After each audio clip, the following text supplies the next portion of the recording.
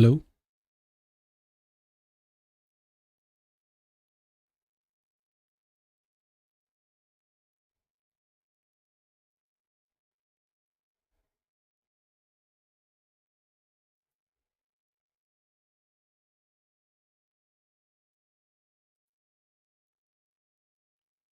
Hey all, welcome. Welcome to Treck. This is Raj here. Welcome to our live stream.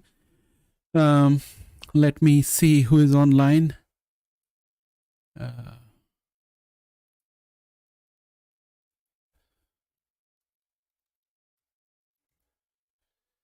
Okay, we have someone online. We'll wait for a few more to join before we get started.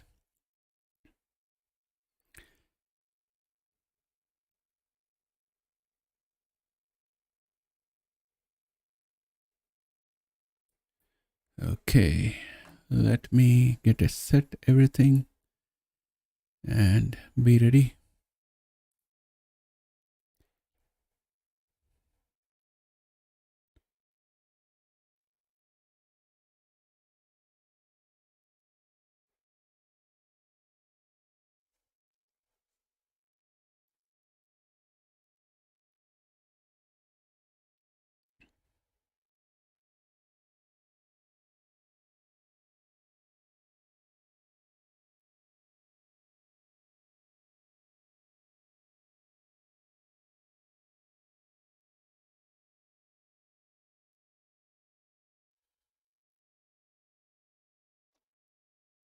Okay, so we'll get started now. So I'm going to start off by looking at our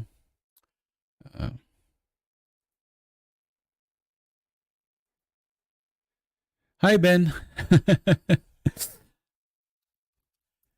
Waiting for a few more guys to join up. Our regulars will be coming in. Thanks for joining. I'm going to get started right now and have a quick look at what's happening overall. I would like to start off first by looking at this news article here, which is pretty good for us. Senate advances more than $50 billion bill to boost U.S. semiconductor production. So this is pretty good. Something is better than nothing, but it still has ways to go. It will take some more time before it goes to President Biden's desk and gets signed. And I hope it also includes something for neon and krypton gas, because those are other raw material that we need. With that said, I would like to look at the next item we have here, news item, which says truckers are protesting California's gig worker labor law known as AB 5, 70,000 truckers, Port of Oakland. So this is not good for our supply chain, and this is likely to be negative for our inflation scenario.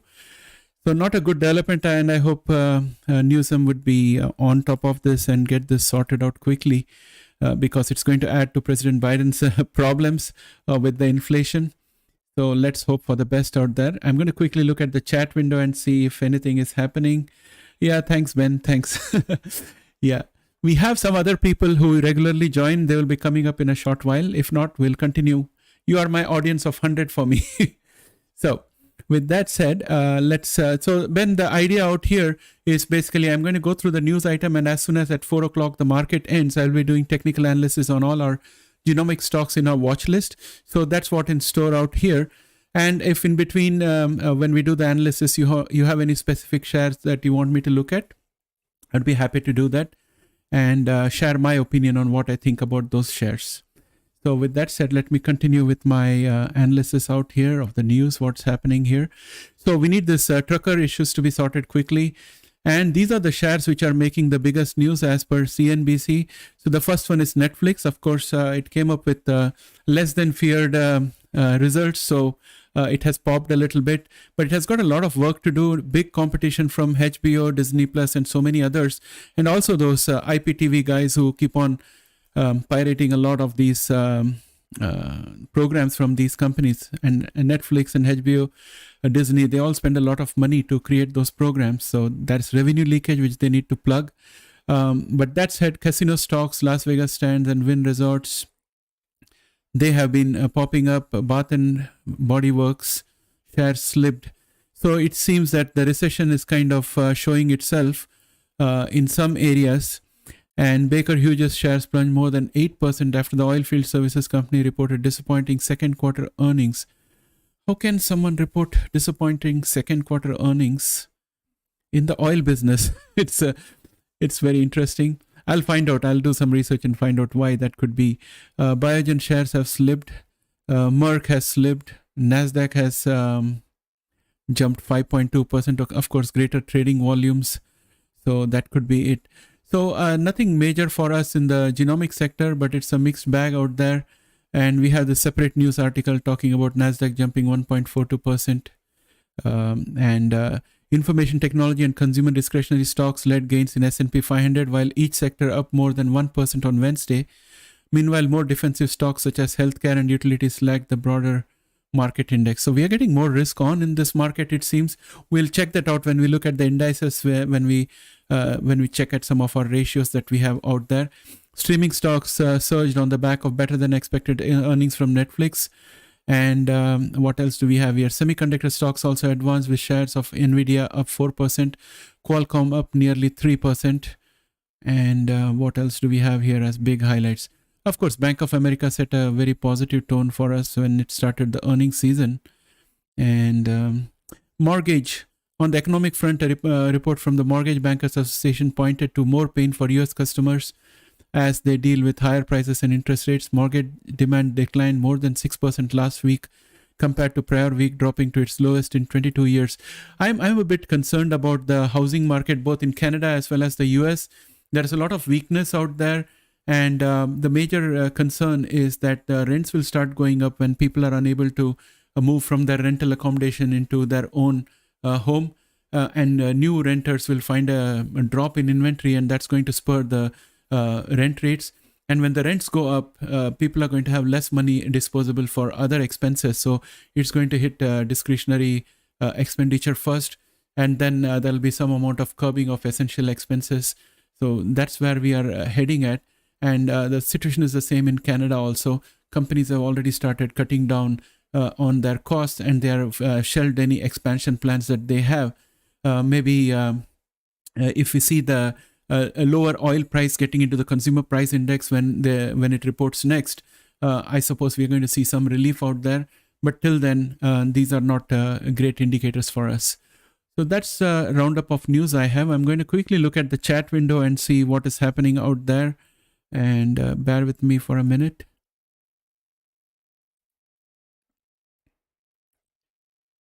So it's just Ben here so far, and I think Inf and Jesse have not been able to join us.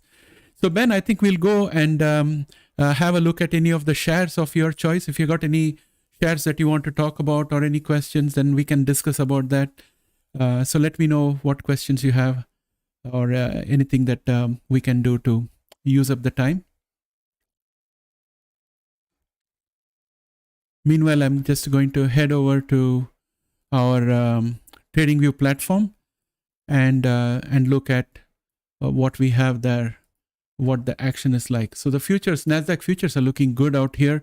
They're pretty, in my opinion, I think we have already bottomed out, though I hesitate to say that looking at the Dow Jones, but it seems that we have kind of bottomed out and we really come out here on a bullish channel.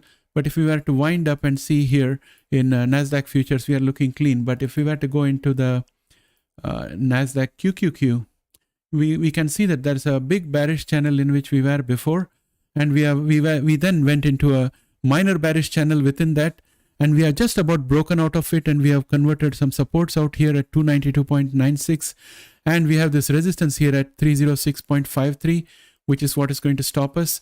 So it will be very interesting to see if we can break through above it, and we are all waiting for Tesla results, and Tesla results are the ones that are going to make the difference. If it comes out bad, then we're going to come down strongly tomorrow morning.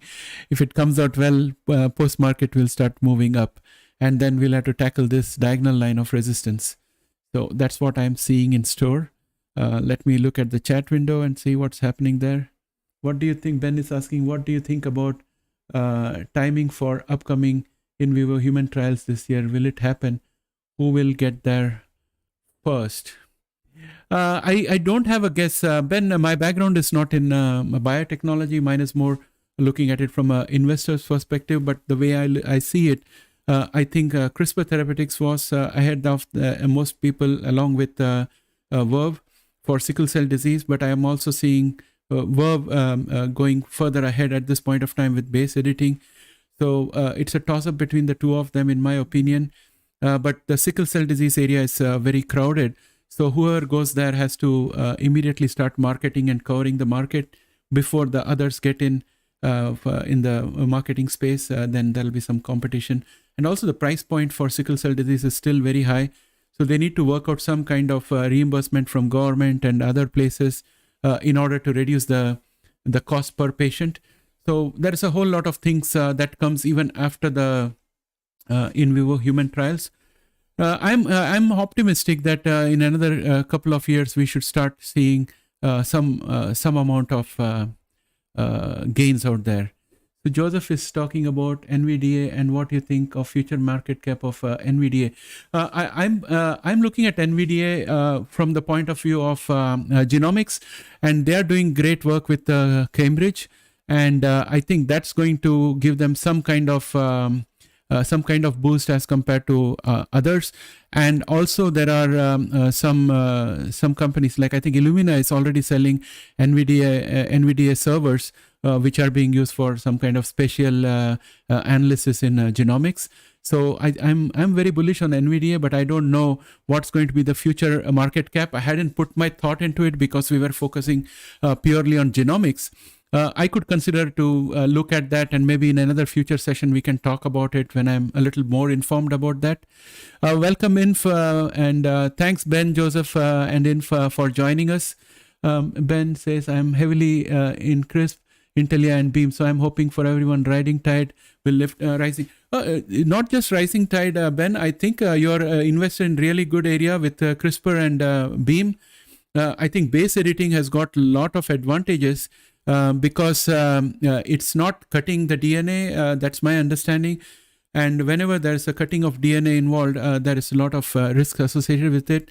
I think I read an article recently which spoke about 10% of 10% of instances where edited DNA where both the strands are cut is posing problems. So I'm more bullish on base editing, and I think the Beam Verve collaboration is going to give a good deal of push for Beam. And CRISPR, of course, is in the forefront at this point of time. And yeah, you're invested very well. I'm still a bit sanguine about Intelia. I'll be doing a Q2 earnings preview. At that point of time, I'll definitely bring out a video and talk about Intelia. So watch out for that.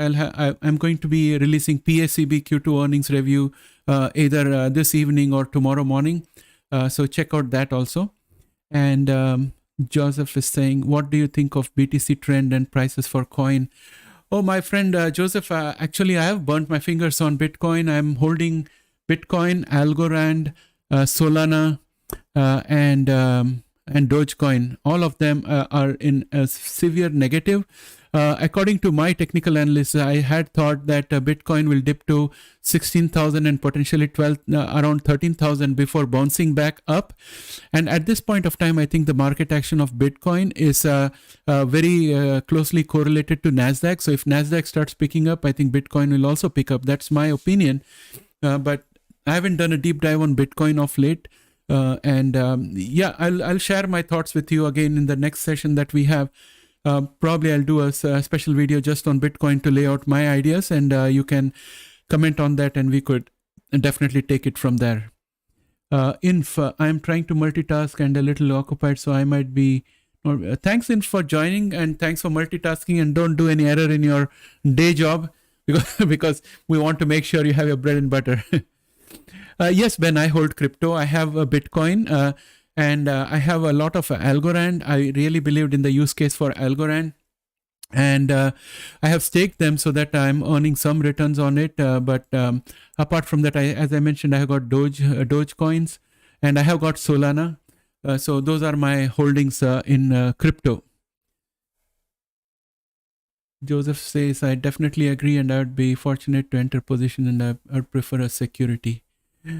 Regarding what, Joseph, are you talking about crypto, or are you talking about Anything else? Yeah, crypto, I still believe crypto is there for good term.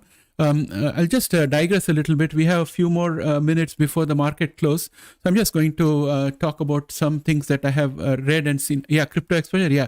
So here is what I'm thinking about crypto. If you guys must have heard of Peter Zehan. And I've been following him off late. I recently discovered him because I was looking for geopolitics.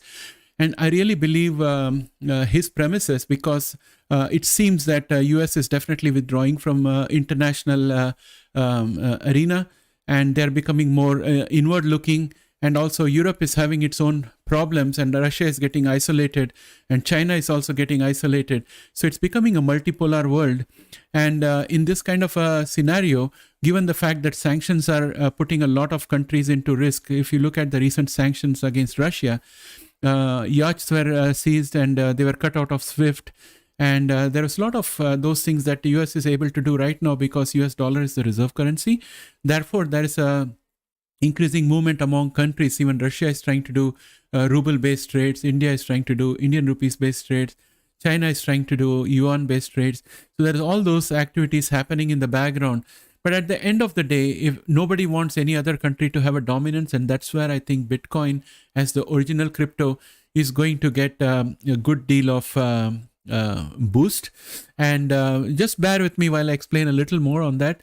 My main worry is that Bitcoin has got limited coinage.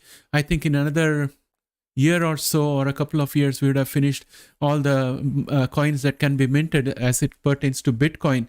And one of the main problems for Bitcoin, if it becomes a reserve currency, is that if it's not allowing the economy to expand because more Bitcoins cannot be created, then what is going to happen, in my opinion, is that other currencies like Algo and others may probably become additional currencies that will be used for specific purposes.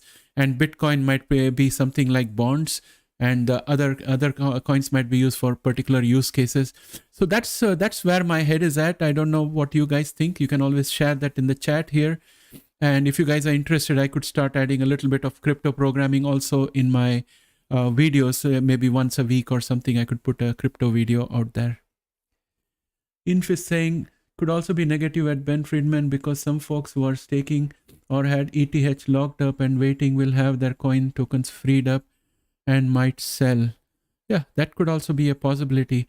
To be honest, I haven't focused much on crypto in the last so many months since I've started this channel, because my entire focus was on genomics, and most of the people in our community are focused on genomics. But I'm really happy to look at Bitcoin also, because Bitcoin, Tesla, and FANG, those were my initial areas of focus before I started this channel.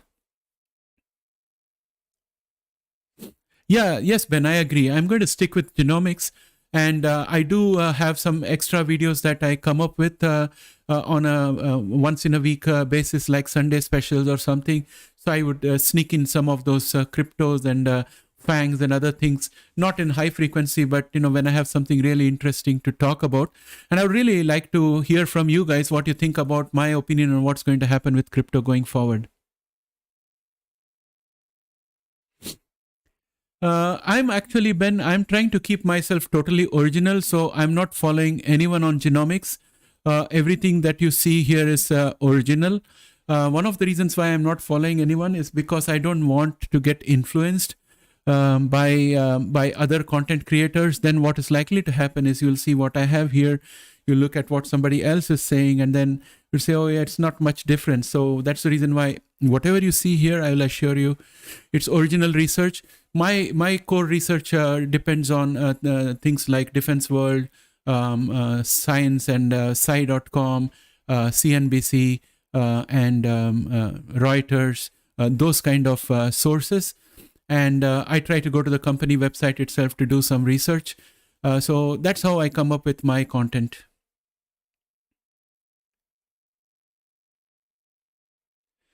Thanks for the encouraging words, Ben. It has been a learning experience for me because first of all, I was not a content creator. I was a newbie coming in here as a newbie content creator. Our community has been very kind to me, and they have been tolerant for all my mistakes. So yeah, thanks for your positive feedback, Ben. Oh, thanks for your. Inf has been our most loyal supporter here right from day one, and thank you very much for your support. And I think Joseph was saying, what do you think of going short European stock with ETF EPV? Joseph, the only European stock that I hold is Bank of Ireland, which is a legacy holding in my portfolio for more than 10 years. I bought it at 25 euros or 25 Irish punds or something at that time. It went down to pennies, and now it's back up again, but I'm still on a big loss.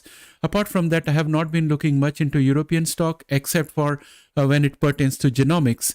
So I'm afraid I wouldn't be able to talk much about that. But overall, my feeling when it comes to Europe is basically that if they don't get a handle on the gas and oil business, then they are likely to go in for stagflation. That is my fear for Europe. So that's what I would say would be underpinning most of the stocks out there, in my opinion.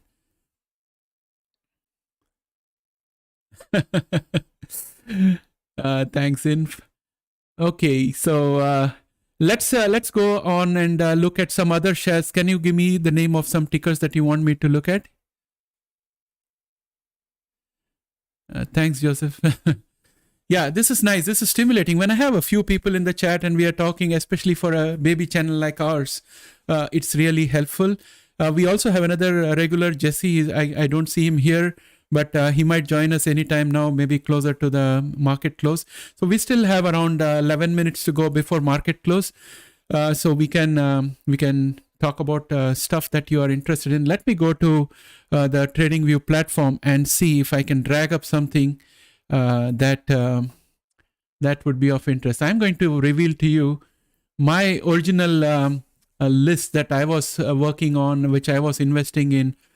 Shopify, which is a Canadian company, was one of my first stocks in which I used to buy and sell in high frequency, made some good money, and then got logged in a very bad position for almost 7 months, and then came out of it. And so Shopify was one of my first. And FNGU is another favorite of mine. It's still in my portfolio. It's a 3x leveraged FANG stock. I have it at a higher price. It's slowly recovering. So my overall portfolio is down almost 19 to 20%, and it's slowly recovering step by step. My policy is never sell and buy at the best price that you can. So when bad times like these happens, I'm already locked down. I'm introducing some fresh capital. I have liquidated some of my real estate investment trust earnings on the Canadian side. So I have around $31,000 sitting. And what I do for using that 31,000 Canadian dollars is I have this Canadian hedged depository receipts for all these top US companies like Apple, PayPal, JPM, GS, etc., and Nvidia and all those. I would put the money into those stocks. It is totally hedged, so I have no foreign exchange losses out there. So that's where I put my money.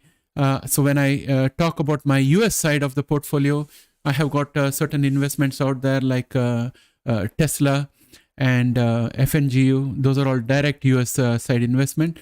The indirect US side investment sitting on the Canadian portfolio is all these US shares. So this is what I have here. And the other stocks I have in the US side is CRM, Salesforce. I like that company. The other company I have is Amazon. I like Amazon not only because of their leadership in the retail sector in e-commerce, but also because of their cloud revenue prospects. I think that's going to be a big addition for Amazon, so I'm bullish on that. Apple, of course, it's evergreen. I have some Apple. I have some Microsoft. I really love Microsoft. Cloud revenue plus recurring revenue from their Office suite of products and everything. That's there are multiple streams of revenue here, and they are kept concurrent, so I like that. And the other company I have is Google. Again, cloud revenue plus search revenue. Those things I like in Google. And Wipro Information Technology is an Indian IT company. It's a really good blue chip. And Infosys. These are two which I also have on my Indian portfolio back, which is a grandfathered portfolio I've held for almost 30 years. So that's a big influence of Infosys, TCS and Wipro in that portfolio. I'm not an active participant in the Bombay or National Stock Exchange in India. but I trade once in a while. But all of them are doing really great. I have a lot of good blue chips out there. So that said, let's go back into the genomics side, and or let us go and have a look at what's happening in the indicators out here. What's happening with QQQ? We are still doing well in QQQ, 1.68% up. I'm going back into my chat window to see what's happening in the chats.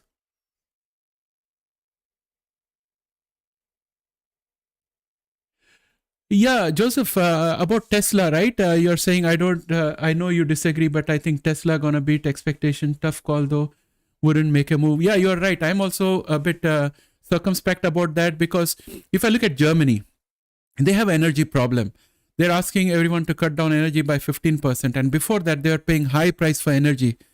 So Tesla's plant out there is not going to be insulated from those things. So that's one concern I have out there for Tesla. Second is, that China is having problem. They have been under lockdown for a lot of time, and that's where Tesla has the highest margin for their production. So that's another area that has been impacted. And if you look at Texas itself, Texas power grid has not been great. So overall, I am a bit dubious of what is going to happen. And on top of it, Elon Musk has not been focusing on Tesla from my point of view. When I look at what he's saying on Twitter and all the Twitter spat that he has got with the takeover of Twitter and the lawyers that he has to talk to. So I'm thinking that all those things are definitely going to weigh on Tesla. So I'm a bit scared. So I'm not buying anything. I agree that you disagree with me. I'm also a bit circumspect, mainly because Tesla has always pulled rabbits out of a hat, just like a magician. So they may even pull out something positive. I'm not saying it's not possible. But if I was to go into our Tesla technicals out here, okay, I'm going into Tesla technicals. And this setup is a classic setup for a break towards the downside. So if you look at the candle for today, you can see that it went up briefly, but it is still handling this resistance out here. So technicals tell me that it's going to break downwards. Fundamentals also tell me to a good extent that it agrees with the technicals out here. But Elon Musk and Tesla, right? They may pull a rabbit out of the hat. You never know. So that's what I would say to that. Yeah. Yeah, cloud is big. Yeah.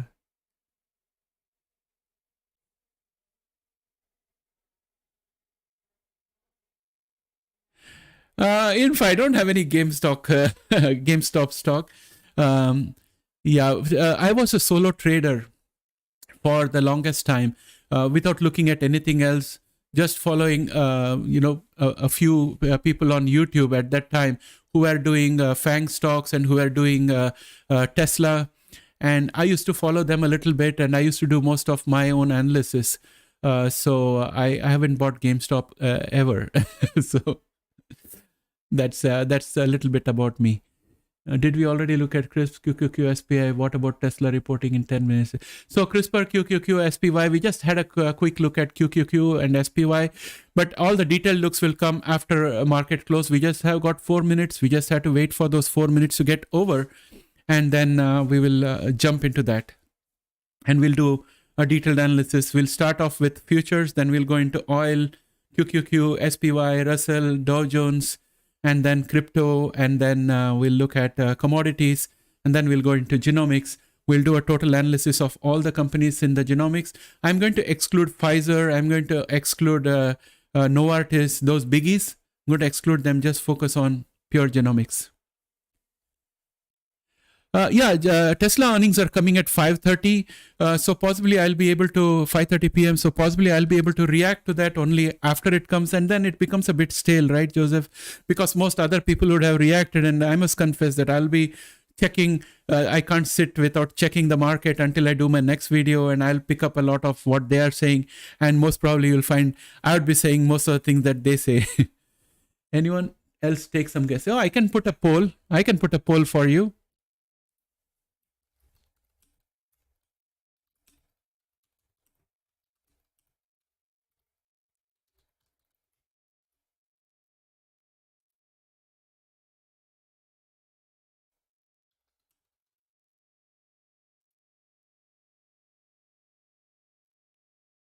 Did you get the poll?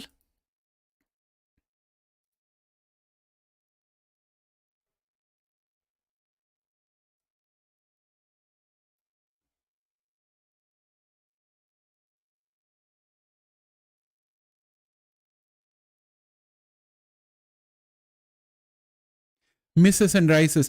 Joseph, that is still a possibility because there's a cult following for Tesla. So we should not look at Tesla like we would look at any other company. Tesla is special, and Elon Musk is special. He's literally built the whole industry out of scratch, and now others are coming in. So yeah, I'm all over the place on this. My friend, my technicals and fundamentals tells me that it's going to drop, but as I said, Tesla is not a normal company.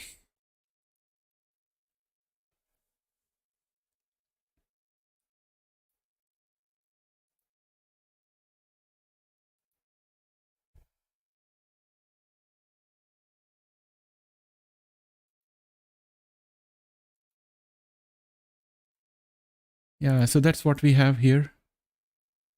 And it's almost 3:59, so it's time for us to go back into our TradingView platform, and I'm going into futures first. So our Nasdaq futures are looking pretty good, and I have drawn this line of support out here. So it seems to me that we have potentially touched the bottom, and we are probably on our way up. We are just building consolidation. I think we need a confirmation from the Fed. When the next CPI comes up, if it is going to be benign, Fed will also go a bit benign, and then this would have been the foundation for a bull channel. That's what I'm hoping, and there's a good chance that CPI will come out pretty decent because oil price has been low for the last 15 days almost. So that has got to show up somewhere or the other. So with that said, it's 4 o'clock. I'm going to go and look at the indicators, my friends. It is US oil first. And US oil is still steady within this downward bearish channel, and our momentum is also down, so that's a very good sign. And today we have gone below where we were yesterday, significantly below yesterday's range. So I'm happy about that, and this is going to be good for inflation. And as I mentioned earlier, we peaked out on oil on 8th of June, and since then we have been dropping. All of this is definitely going to percolate into CPI. Next, I'm going to look at QQQ. And when I see QQQ, we have this bullish channel I have drawn out here. I'm going to extend it further. And just like we predicted the other day, we jumped up and we were not sure whether we could break down through this resistance that we had out here. We broke through the resistance, and our next resistance now is going to be this horizontal at 306.53. And if we break through that, our next resistance is this diagonal line of resistance and the bear channel that we were in for the longest time. So that's this is starting to look really, really good. But I will believe that we are into a bull channel only when we break through this diagonal line of resistance that we have out here. And it's going to take some time. I think we'll need somewhere up to 19th of August for good confirmation whether we are going up. But Tesla can probably push us down again if things go bad, or it can help us to go there much faster if it comes out with a good result. S&P 500. It's gone up 0.65% today, and post-market it's up 0.05%. And I still have this line of support here, bearish line of support. I'm going to extend it a little further. I'm going to move it a little bit to adjust for what had happened before. And this is our line of support. And we have done well today. And our MACD is also bullish, and momentum is also looking up. SPY is looking good. And when we go to QQQ, it's flat post-market, but MACD is pretty good and the momentum is also pretty good. There's plenty of way before getting overbought. So both are looking good. Russell Industrial Average, it's beaten through this diagonal line of resistance. I'm very happy to convert it into a support. This is another good sign that we are in a bullish channel. I'm going to extend this bullish channel further so that we have it for the future days that we are going to look at. The momentum has picked up significantly. MACD is also bullish. It's all looking good, my friends. Dow Jones Industrial Average is also broken through and gone up.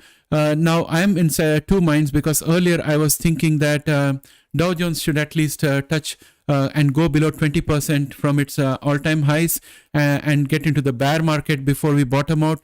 That has not happened, and this seems to be a clear bull channel out here. So I'd assume that we are already in the bottom, and that 19.83% drop that Dow Jones had from its peak seems to have been its bottom. And since then we have been moving up, and the fact that we have moved beyond this diagonal line of resistance, or this bear channel, which was touched by 1, 2, 3, 4, 5 points seems to me that it was a strong line that was crossed. I'm happy about this, and I'm going to convert this line of resistance at 312.49 into a support.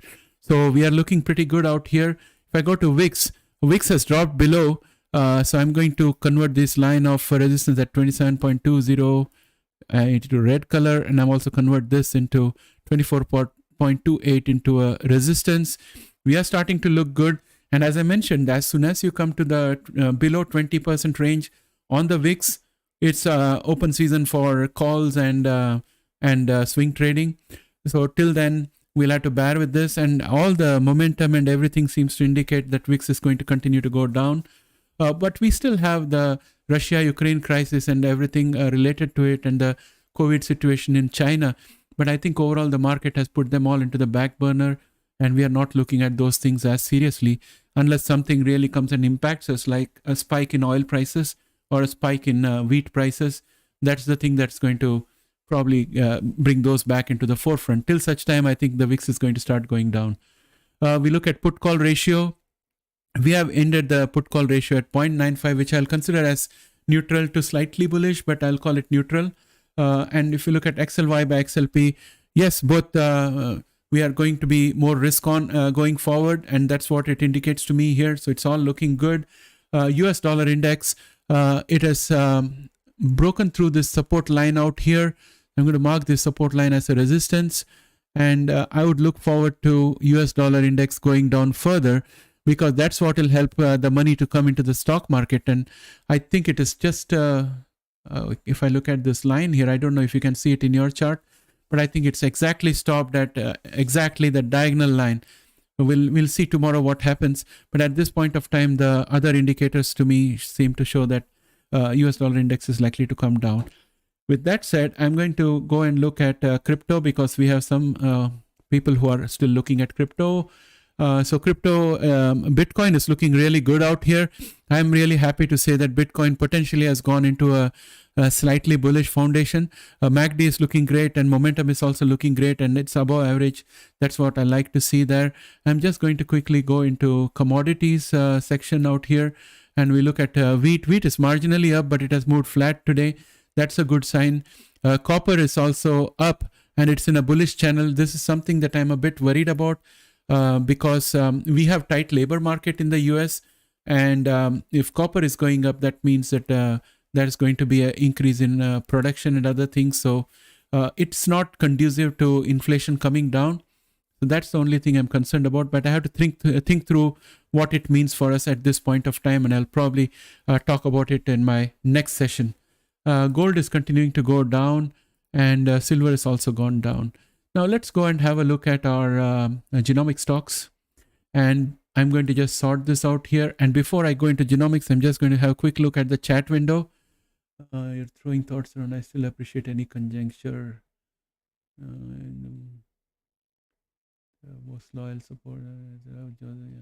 Did we already look at CRISPR? I'm going to do that now. I got killed on SQ, lol. But what do you think? Let me check it out. I know you disagree, but I think Tesla going on, but not as bad as forecasted. Cloud's big.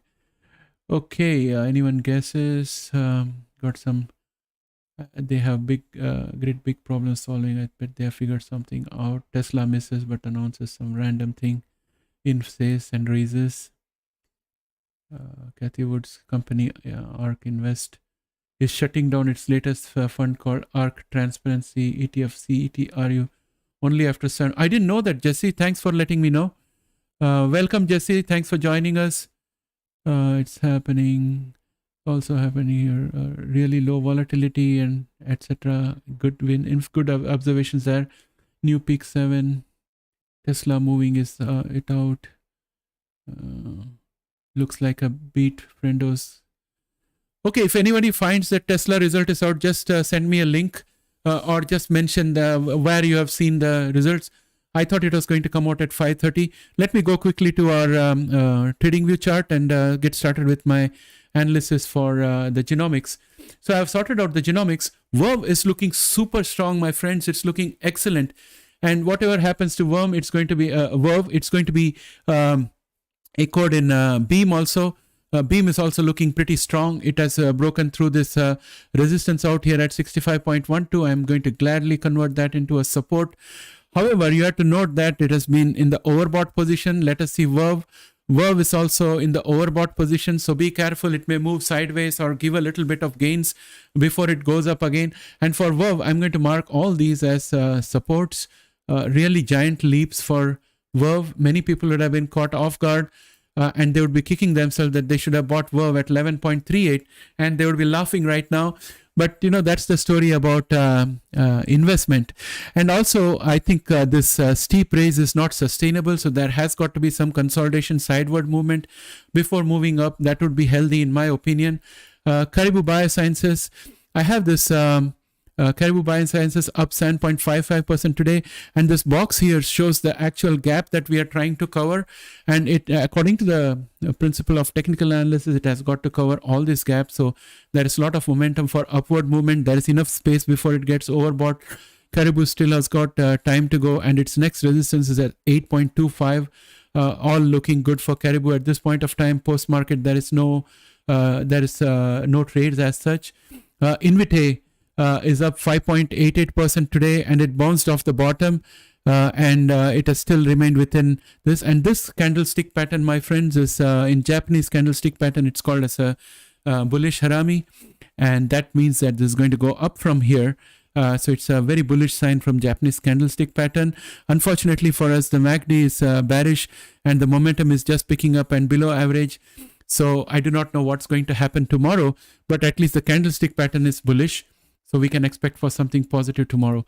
Allogene up 5.71%, and it's on a firm bullish channel out here. And I'm happy to say that it's going to continue. Just quickly looking at the MACD. MACD is absolutely bullish out here. Momentum is also pretty good, but it's coming into the overbought area, so I'll be a bit cautious. Some amount of sideways movement is warranted because of the overbought status, and also it has moved very far away from this diagonal channel, bullish channel. So I'd be worried about that. And I'm going to introduce our moving averages, and you can see that the 200-day exponential moving average has now become a support for us out here. So I'm really happy about Allogene. It's on a very strong footing at this point of time. Post market, no trades. PSEB has done well. 5.19% appreciation today, and it has neared our next level of resistance that we had here, which was support earlier. So it's been battling to go above that, and it's also constrained by the 9-day and the 20-day exponential moving average. However, I think tomorrow we should see something positive for a PSEB if it's able to break through above all these three, because the resistance are very strong. If not, it's going to come back down to 3.95, and it will consolidate in this range until it goes to earnings. And one bit of news for you guys: I'm halfway through recording my Q2 earnings expectations overview for PSEB, planning to release it either this evening or tomorrow morning, depending on how difficult the editing is going to be. So look out for that. And that said, I'm going on to Beam Therapeutics. Beam is also doing great. It's on a diagonal line of support, which is this bullish channel. And it's also converted one of our earlier resistance, which was sitting at 65.12. It has converted that into a support. And it's also got support from all the exponential moving averages. And now the next level of conversion I would see for consolidation of the strength of this particular share is that I want to see the 9-day exponential moving average being on the top and the 200-day exponential moving average being on the bottom. And when that happens, I would say that we are on a very, very strong wicket as far as Beam Therapeutics or any stock is concerned. So that's the movement that we have to see. The 9-day exponential moving average has already jumped up, and the 20-day is following close behind, and it needs to cross over the 200-day exponential moving average. And the 200 exponential moving average has to slowly start crossing over the 100-day, 50-day, and 20-day. You get the idea. That's the movement that we are looking for across the board. Teladoc was up 4.96% today, and it is still on top of our diagonal line of support, still on a bullish channel, and this is a very gentle bullish channel. So I'm really confident that this should hold on for us. And we also have the support from the 9-day, 20-day, and the 50-day exponential moving average. And the 100-day exponential moving average is a resistance for us. And after that, we have resistance at 54.58. which is a horizontal resistance. So there are all those things that we need to cross. MACD is looking great. It's bullish, and the momentum is also above average and moving up. I'm happy about Teladoc. No post market trade so far for it. And Bluebird is up 4.56%. And it's got support from the 9-day, 20-day, and the 50-day exponential moving average. Also, the fact that 50-day and 20-day exponential moving average are below the 9-day gives me comfort that we are on a strong wicket out here. We may probably see this resistance holding on, and we may have Bluebird moving just along this line, but from the bottom, that's also a possibility. Anyway, we have a support here at 4.56, which is a minor support. Following that, we have the 20-day exponential moving average as a support. MACD is not supporting us out here, but the momentum is looking pretty good. I'll take that any day. So I'm happy about Bluebird. Intelia is up 4.39% on a very strong bullish channel. Again, it has converted all the 4 exponential moving average as a support, except for the 200-day exponential moving average, which remains a resistance for it at this point of time. MACD is good. Momentum is also good with a very little runway before it becomes overbought. So I'm still positive about Intelia. Looking at ARCG went up 3.32% today. And remember, yesterday I was talking to you about this bullish pennant. It's on a raising trend. This is the opposite of what Tesla has got. So this raising trend, so it has broken through and broken out, and it's now challenging the 100-day exponential moving average, and it has got 90-day, 20-day, and 50-day exponential moving average as its support, and it has also got support at 36.91. So I am hopeful that tomorrow, given the fact that MACD is bullish and momentum is above average with plenty of runway before being overbought, I am thinking tomorrow ARCG is going to break through this 100-day exponential moving average and convert that into a support. And the next resistance will be at 44.39. So my friends, I think the bullish market is sneaking into the genomic sector, and we are starting to feel it at this point of time. Illumina is up 3.09%, and it has converted this resistance into a support. The minor resistance is now a minor support. And we have the support of 9-day and the 20-day exponential moving average. Our MACD is looking bullish. Momentum has just crossed above average. I'm really happy about that. I think Illumina is going to move forward. And they have also got some of their intellectual property issues sorted. They just have the European Union antitrust proceedings that they have to deal with. And they are still waiting to merge Grail back into their original company. So those things are pending. I think we have to move to the next level of consolidation and aim for the 50-day exponential moving average as the next resistance. With that, I'd like to go to IMTX, which is up 2.33% today. It started very strongly and broke down. And this line of resistance, which broke earlier, is now its support, and it pierced through that, got pushed back by the 200-day exponential moving average, and further pushed back up by the resistance out here, horizontal resistance at 9.65. I'm happy with what IMTX has done. And let me see if there is any news for IMTX. There is no news out here. If you look at Editas, it was up 2.23% today. And yesterday I had drawn this line. I'm just going to take this out from here. It's a distraction. Just bear with me for a minute. So we have this horizontal line of support at 15.37, which was earlier as resistance. So I'm converting it into green. We have the 9-day, 20-day, 50-day, and 100-day exponential moving average, all of them being a support for the pricing at this point of time. And we have been pushed down exactly at 18.20 by this resistance. So my friends, technical analysis mostly works, but it's not a sure thing. But to a great extent it works. You are seeing some examples out here. Exactly touched it and came back down again. Post-market no trades. I'm bullish about this company again, basically because the MACD is bullish, and also momentum is above average and still picking up, and it's very close to being overbought. So just a word of caution, once it gets overbought, it may do a sideways or a downward movement in order to consolidate and then move up again. So that's what we are looking at with regard to Editas. IDNA is up 1.66%, and this is the ETF that is giving us a track of the biotech sector. So I'm just going to adjust this line of support just to make sure that it has got these 2 points here. So it's still a bullish line and it's being respected. And all the 4 exponential moving average, except the 200-day moving average, have now become support. This is getting stronger. And we can also see that the 9-day exponential moving average is attempting to cross the 100-day exponential moving average. So everything is moving in the right direction to become a healthy chart. So the overall biotech industry is doing better. SQZ, this is where I have my money in. One of the things that I have invested in. So SQZ and ArcG are two investments that I have in genomics. SQZ is looking weak, but it's gained 0.32%.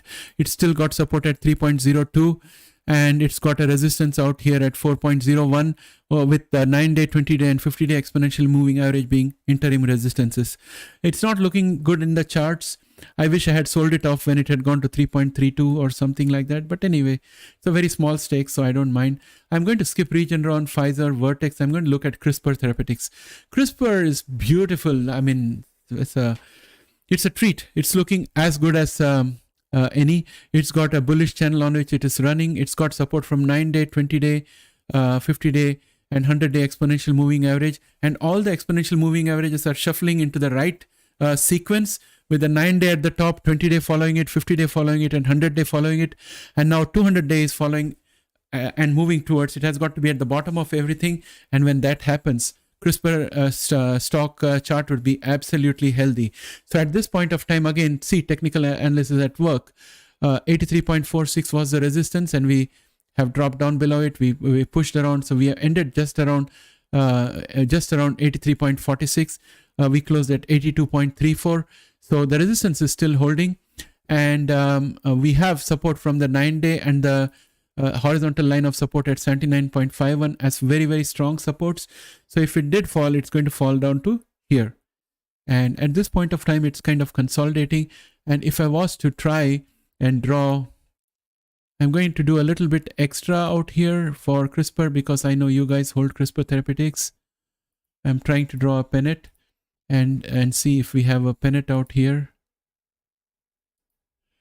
So if I was to draw a pennant, then we need to have breakthrough upward from here. And therefore, I think tomorrow we should be able to break through this and go up, because MACD is bullish. However, the momentum is below, above average but pointed downwards. I'm thinking that that could change tomorrow. Post-market, CRISPR Therapeutics has lost a little bit. Let us see if there is any news items. There is no news item here that we need to worry about. June 17 and July 5. So nothing new out here. So we haven't missed anything. So DNA is doing well. It is within the range that we had plotted. We had an upper range of 3.33, and in the bottom we had a range of 2.12. And it's closer to the upper range. There is no way we can do any trades out here, in my personal opinion, not financial advice, because the risk reward is skewed towards more of risk. It still has support from the 9-day, 20-day, and the 50-day exponential moving averages. Post-market, it's up 1.9%. MACD is bullish. Momentum is above average. Both of these things I like. So we'll potentially see tomorrow if it's going to pick up or not. With that said, I think I'm not going to do Novartis. There's no other company in our stock list. I'm going to go quickly have a look at the chat section and see what is happening here. Any news on Tesla? Earning out, Tesla earning out, Raj, it's out. Okay. Tesla sold 75%. It's Bitcoin. Oh, Bitcoin is going to get a beating then. Tesla lower than Q1 but higher than expectation from what I'm reading. Anyone here? Just see. Tesla beats EPS, misses revenue from what I'm reading. Tesla might impact some genomics maybe, since they're all in ARK, etc. You. let me please bear with me while I go and search for Tesla results. Let's discuss that here. I'm going to do it in our chart so you can see here. I'm going to Google.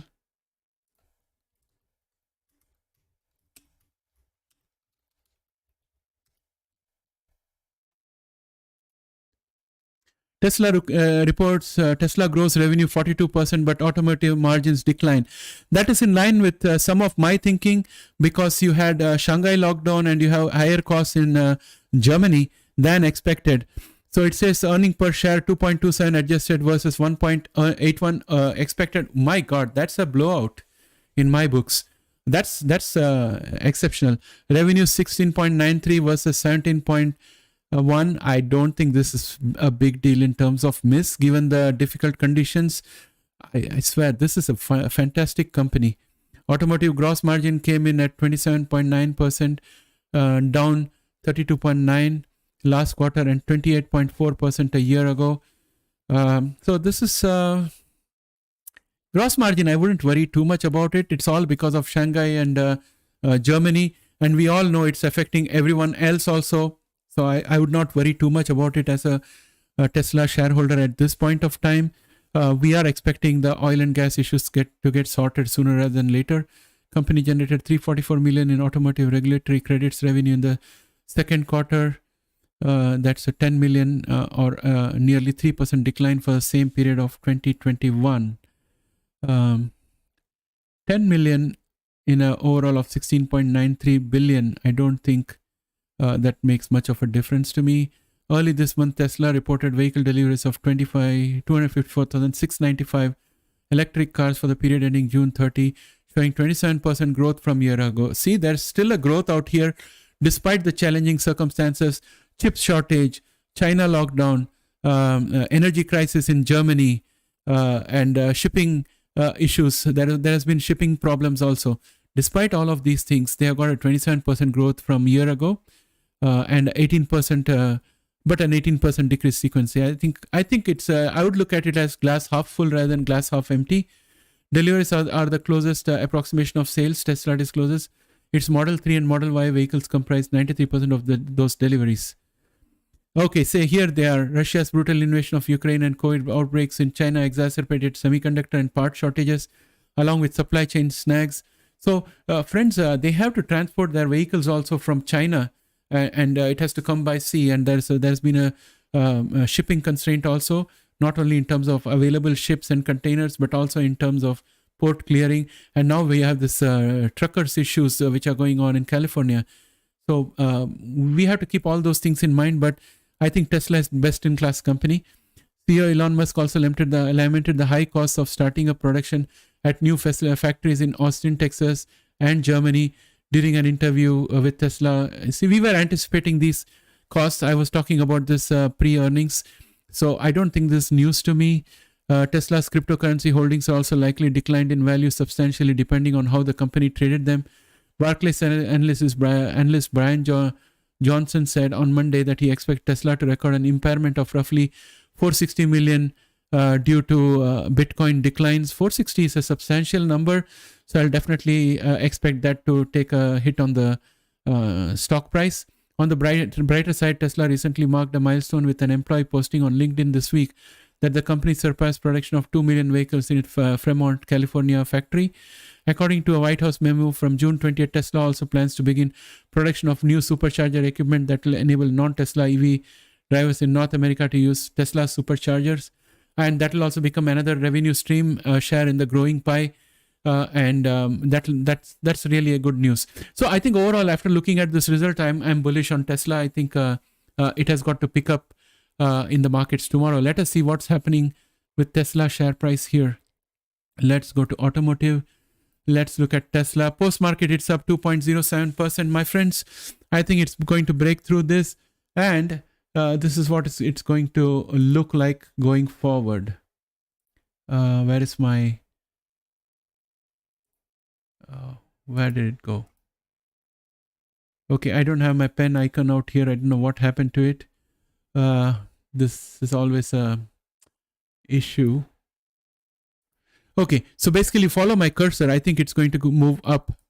It's going to break through this. It's going to just break through from here and go out of this pennant and start consolidating sidewards before moving upward. That's my expectation. So our bearish pennant is not going to materialize this time. So even though technical analysts and fundamentals said that it's going to go down, Tesla has pulled a rabbit out of the hat in my opinion, and it's going to be positive going forward. So with that said, I'll just have a quick look at the chat window before I close the live stream.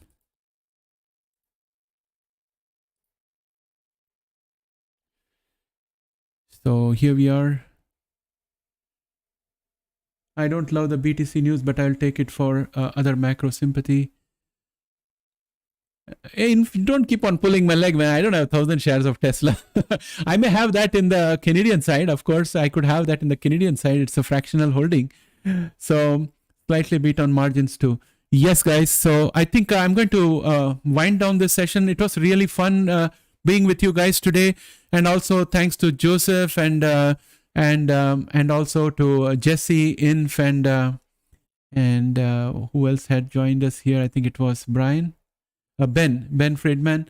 So thank you, guys. Thanks to each and every one of you for giving me company in this inaugural live chats. You keep me going.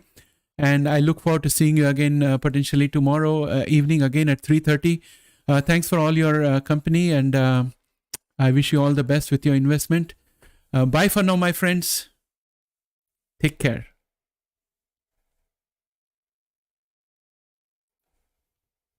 Thanks. Hope to see you all tomorrow. Bye for now.